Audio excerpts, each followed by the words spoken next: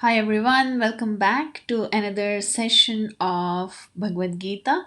We are doing chapter 2, text number 21 and 22 today. This is on page 88 to 90 in the hardbound Bhagavad Gita as it is. If you're following along, we'll do a recap of our previous session.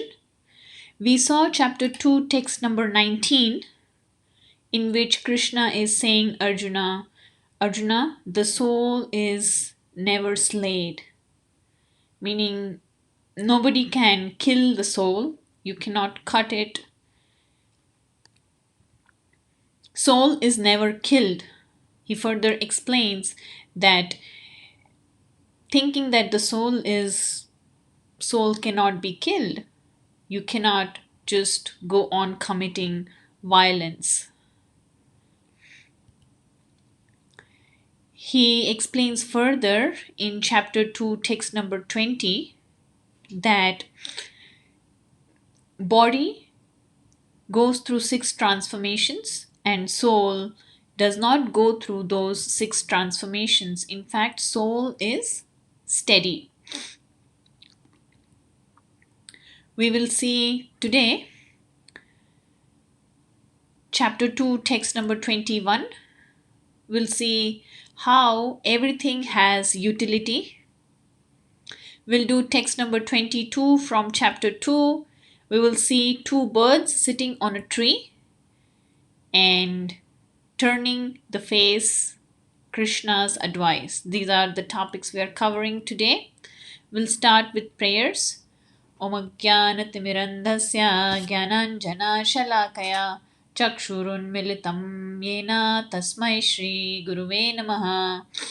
I offer my respectful obeisances unto my spiritual master, who, with the torchlight of knowledge, has opened my eyes which were blinded by the darkness of ignorance.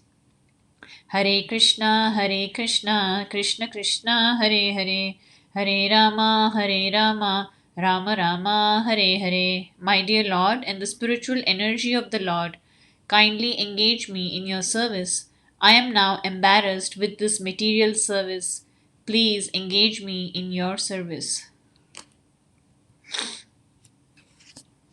Chapter 2, text number 21, the translation reads, O Partha, how can a person who knows that the soul is indestructible, eternal, unborn, and immutable kill anyone or cause anyone to kill? Looking at a person from the viewpoint of a soul and saying that the soul is indestructible, eternal, and unborn, how is it possible that we can kill anybody or cause anyone to kill? He'll further explain what the translation means, so we'll go further to understand it a little bit more. Everything has utility. Some people say no violence. And in Bhagavad Gita, Krishna is saying, well, everything has utility, and he's showing how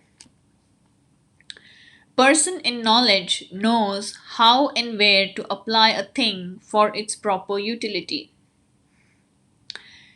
Like there is a knife, we don't give the knife in the hand of a child because we know the child may harm himself or herself because they do not yet know how to handle the knife, which does not mean that the knife does not have a utility. When an adult has a knife in their hand, they can cut vegetables, they can make nice preparations. Knife has its utility for person who is in knowledge and he knows how to use the knife. Prabhupada gives a similar example in the purport of text number 21. He says, justice of peace. Justice of peace knows how to use violence. So, when a person commits a murder, the justice of peace gives him a punishment, a capital punishment. He needs to be hanged until death. So, the person is being killed, and the employee in the jail who executes the order of the justice of peace is not doing a crime, he's doing his duty. He hangs the person to death. He's doing violence, but he's not punished because he's doing his duty.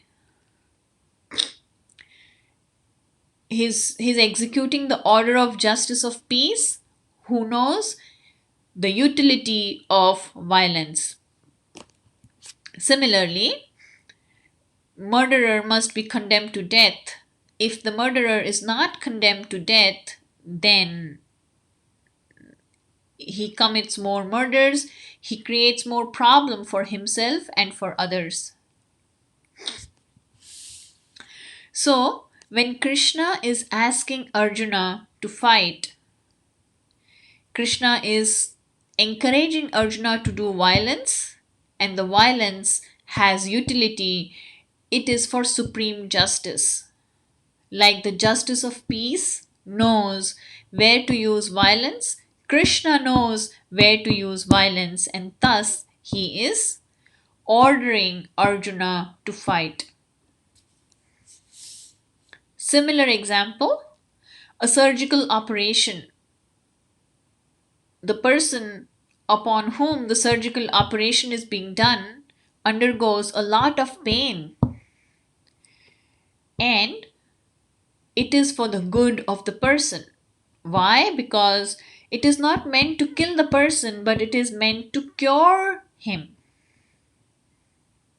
Similarly, the order of Krishna is for the benefit of all. In a smaller picture or on the surface level, it may look like it's painful or it's harmful or it's violence, but look at the big picture. The order of the justice of peace is for the benefit of all. The surgical operation in a long term is beneficial for the person.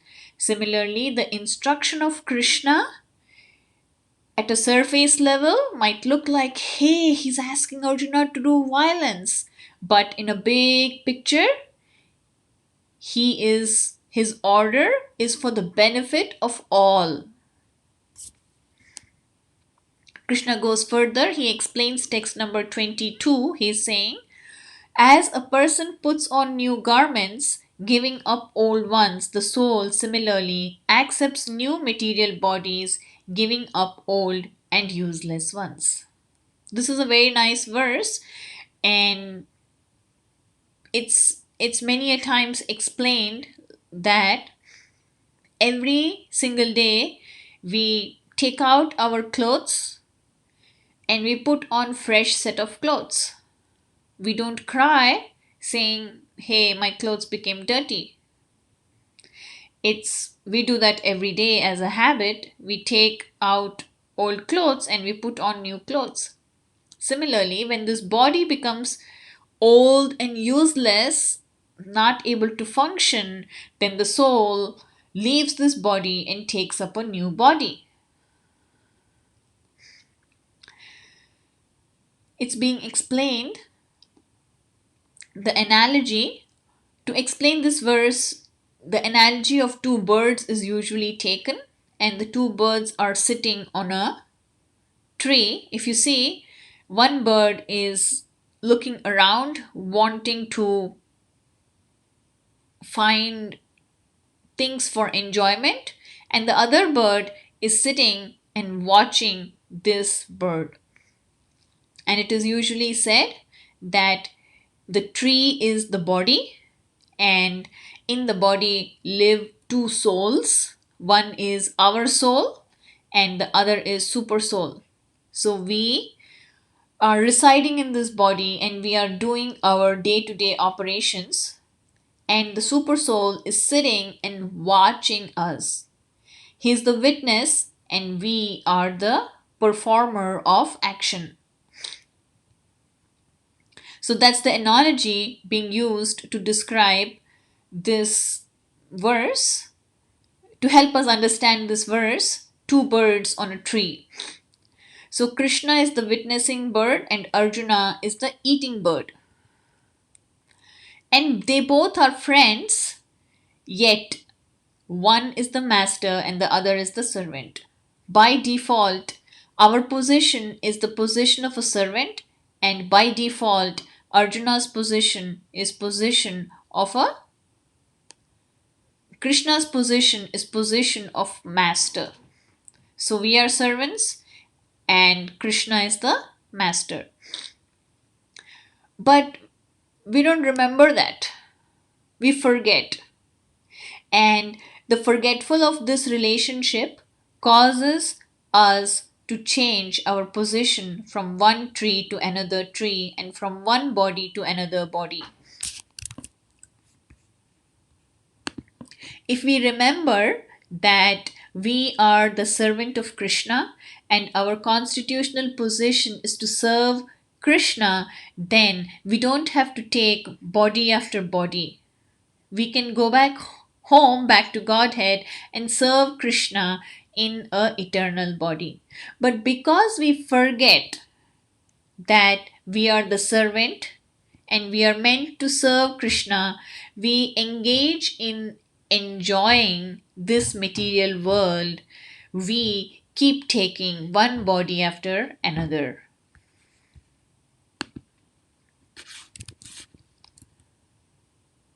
Now, how does this cycle end? The cycle ends by turning the face. So, one bird is full of anxiety, enjoying the fruits of the tree. When he turns his face to his friend, the Lord, and knows his glories, he becomes free from anxiety. So, all a living entity, us, we have to do is turn our face to Krishna, understand Krishna, hear about his glories, and our anxieties we become free from anxieties. Arjuna has turned his face towards his eternal friend, and that's what is happening in Arjuna's life. We saw in chapter 1, Arjuna was perplexed. He said, Krishna, I don't know what to do. He gave 5 reasons. I don't want to fight. He was thinking of enjoying, and he was thinking, I kill everybody, everybody dies. With whom am I going to enjoy the kingdom? He's thinking about himself. All the 5 reasons. And now he's turning the face towards Krishna, his eternal friend, and he wants to understand Bhagavad Gita from Krishna. And the moment he turns his face towards Krishna and he wants to understand Krishna's message, his anxiety turns down.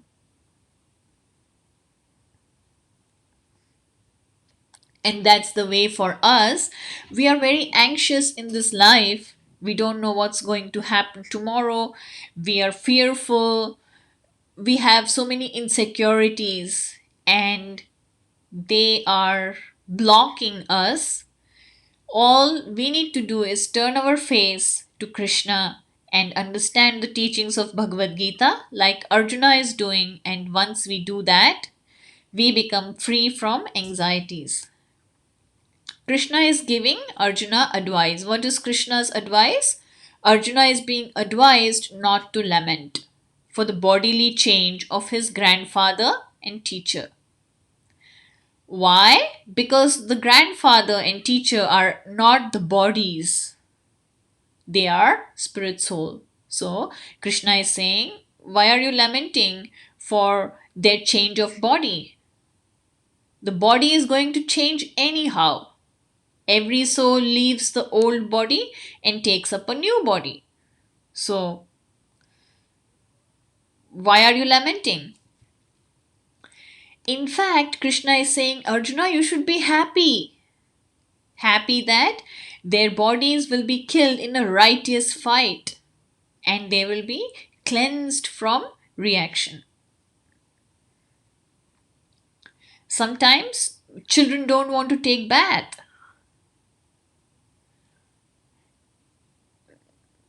But it is important for them. Why? Because when we stand under a shower, our body becomes clean. And similarly, when Krishna is saying, when the people who have done injustice, they get killed in a righteous fight, they become cleansed of that reaction of injustice that they are carrying within them. And they move forward in their next life. They are promoted to higher status of life. Instead of gliding down in the life cycle in their next body, they can go up. They get a higher status of life.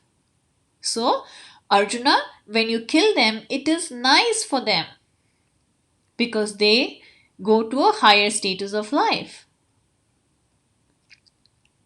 So, you're helping them, you're helping them get relieved from their sins. You're helping them. By killing them, you're not hurting them. So, that's our 21 and 22. We'll do a quick summary. We saw chapter 2, text number 21. Krishna is explaining everything has its utility and violence has its utility. Like the knife has a utility, just that it cannot be in the hand of a child. The violence has utility. The order of the justice is to be carried out. It is not sinful. Similarly, the order of Krishna asking Arjuna to fight is not sinful. It is to be abided by because Krishna knows what is good for everyone and he is establishing peace and justice. We saw text number 22 in which Krishna is saying everybody leaves the old body and takes up new body, like we take off old clothes and put on new fresh clothes every day. Similarly, when a body becomes useless, the soul leaves the old body and takes a new body. He gives the analogy of two birds sitting on a tree. He's saying that one bird is trying to enjoy the fruits of a tree and the other bird is watching. One is soul and the other is super soul. The tree is the body. In the body reside two souls, super soul and the soul. And the soul is busy enjoying this material world, but when the soul turns towards the super soul and wants to understand the glories of the super soul and listen to the teachings of Bhagavad Gita, then the soul becomes free from anxiety. And Krishna's advice to Arjuna is, Arjuna, do not lament for the killing of the bodies of your grandfather and teacher. They will get new bodies. They will be promoted to the higher planets because by your killing in a righteous war, they will become free from their sinful activity.